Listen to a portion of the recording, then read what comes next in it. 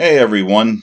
What we're going to do today is something I get a lot of requests for, and I'm finally going to do it. It's called a puffball style jig made with round rubber and silicone. And what we're going to do it with is this is a 3/16 ounce weedless round head jig with a 2-aught Mustad 32-893 flat eye hook. It's got a sprout bend on it. Smaller bite, but a stronger hook. I like using them when with these lighter wire hooks. So let's get started. First thing I want you to notice is I have a groove. Even though this jig has a ring on it, you can see here it's got a ring for your skirt or to tie on. With these puffball jigs, you still got to cut them. At least I haven't found a way to do it without cutting a groove in. So you want to cut a groove. You don't want to cut it all the way through, but you want it in there uh, enough that you can draw in your material. You can make it really tight to make your rubber flare. So we're going to start with some 210 denier flat wax nylon. And again, we don't want to put a big, we don't want to do a lot with the base thread. We just want enough in there for the material to catch because we don't want to fill that groove in. Now, on a jig this size, with a puffball style jig, you don't want the material real long. You want it from the middle of this hook to maybe a little bit over top of the head, not much more. You want it centered here. The idea of a puffball jig is to create a big profile in something that's very slow moving, and when it hits the bottom, you almost dead stick this to fish it. So what we're going to do is we're going to take a length of rubber. Now, you get rubber on a roll, and what I like to do, see, this here is a full, this is a half. You get like 30 strands on a full piece of rubber. So what I do is I cut a piece off and then I tear it in half, so I get two separate pieces. On the length, what you want on the length for this size jig here, pretty much anything from like 3/8 of an ounce down to 1/8. You want it about 7 inches or so, 7.5 inches. A good way to do it is get a silicone skirt, 1.5 of these silicone tabs. That's a good length to start with because you're going to fold it up. And the reason you fold it up is to get the flare, to create the material that you want it to puff out. So how we're going to fold this up is we make one loop like this.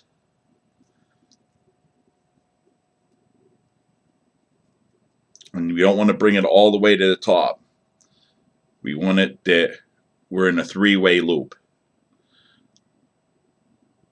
like an S shape. That would be the easiest way to explain it. Sorry for the loss of words, but an S shape. And then we're going to take it side here, and we're going to make a wrap just to hold it in place. And where do you want that material at? You want the bottom of it, this bottom part here, right at the back bend of the hook.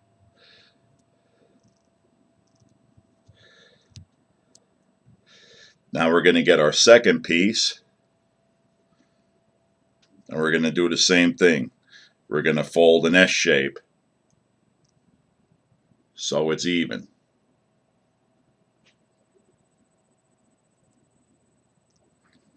And we're going to place it on the other side.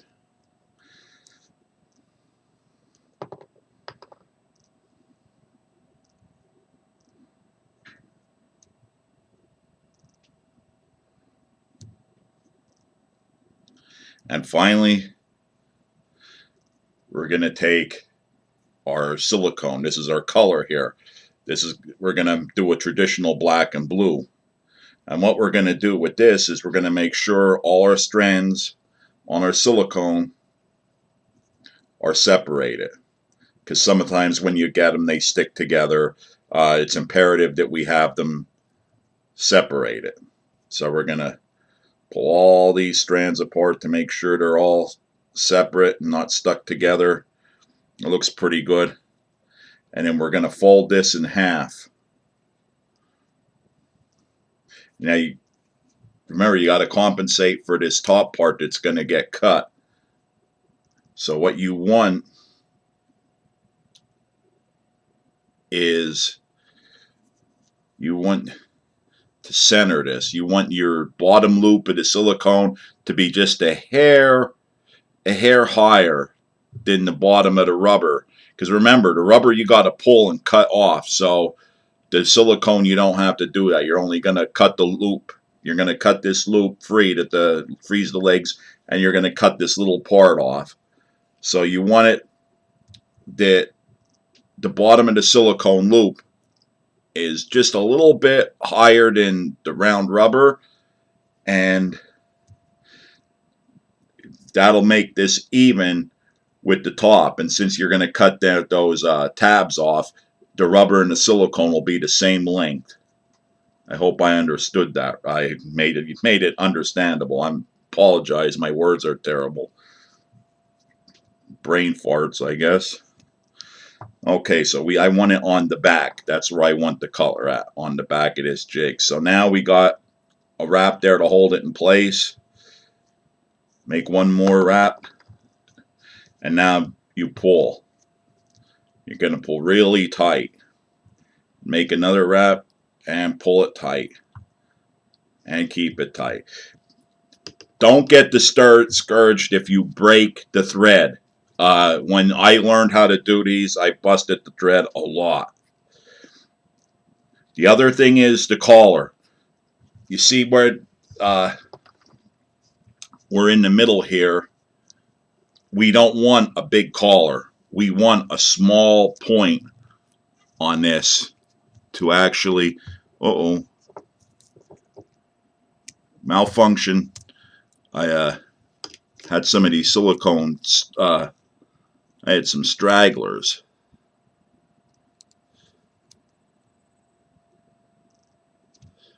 That happens. Okay. Yeah, now we don't, you see where it's pinched at here, where I'm pulling tight. We don't want the collar much bigger than that, because the more you move your collar out, the more you flatten, you pull your bottom strands down and you pull your top strands up. You want them to fold together towards the middle.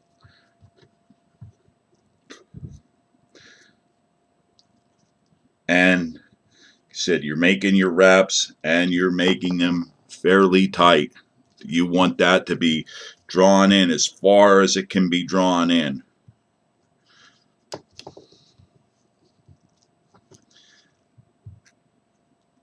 Wrap, wrap.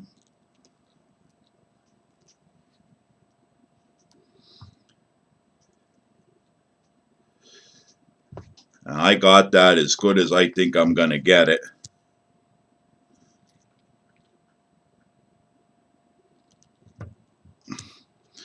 Just make sure I have enough that it's secured.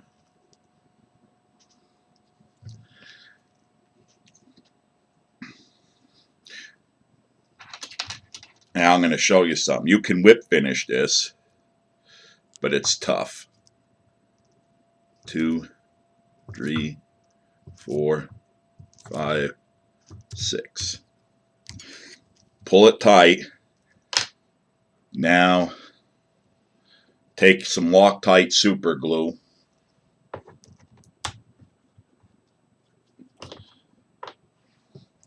And you're going to put it on your threads. See here. I'm going to put it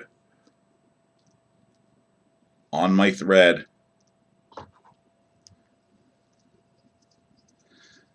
And I'm going to make a couple more wraps. after I did that first whip finish, because I'm not going to be able to get any head cement in there. So I want to make sure I have a little bit of glue down off of that first whip finish. Now we'll do the second one and we're done.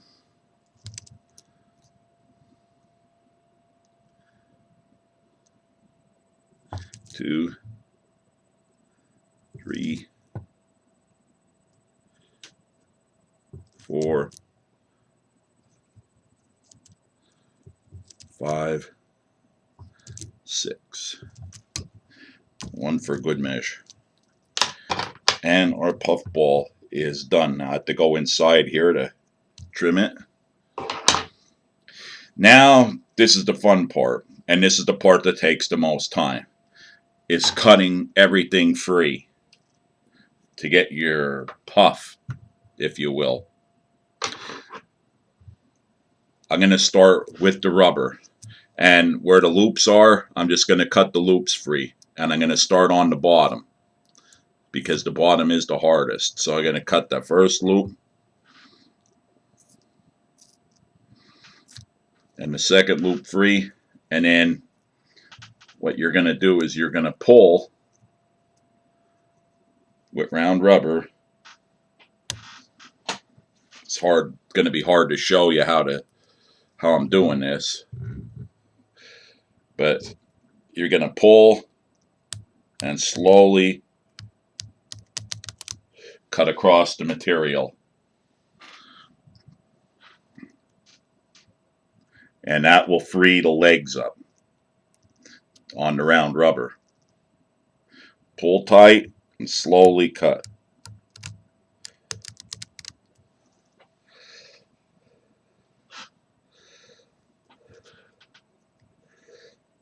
Pull tight and slowly cut.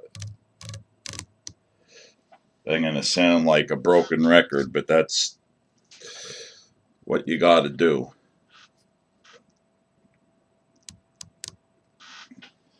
Pull tight, slowly cut. I know it gets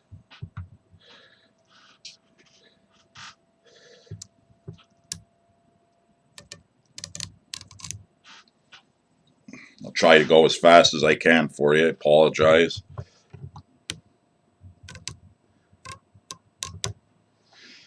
Because if you don't maintain pressure when you're cutting, you're just going to have, you'll see if you go real fast, it doesn't free them all, and you're going back and you're cutting.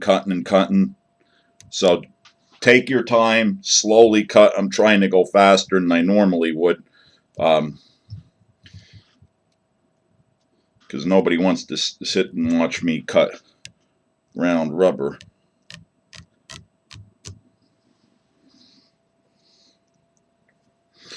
And now I'm going to cut my silicone legs loose.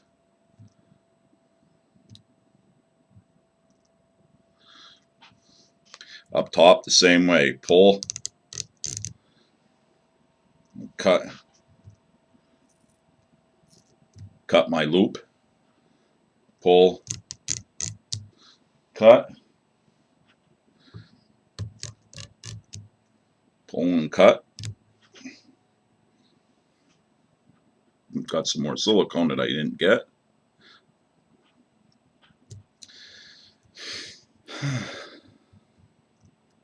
Come on, rubber. Pull,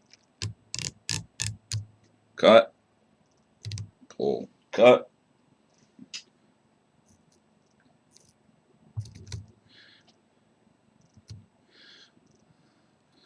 Pull, cut.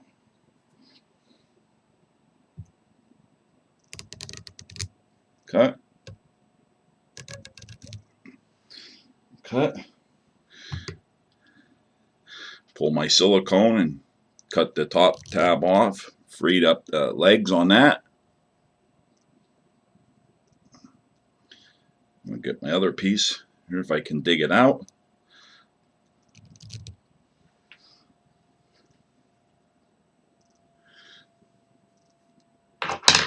And there you have it.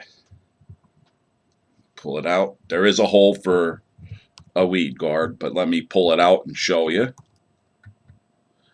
Hold it by the hook. Again, I'm not the greatest at this.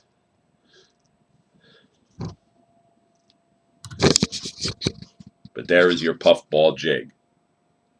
That's the best way I know how to tie it, and it works really well. Give it a shot. Let me know what you think. Thanks for watching.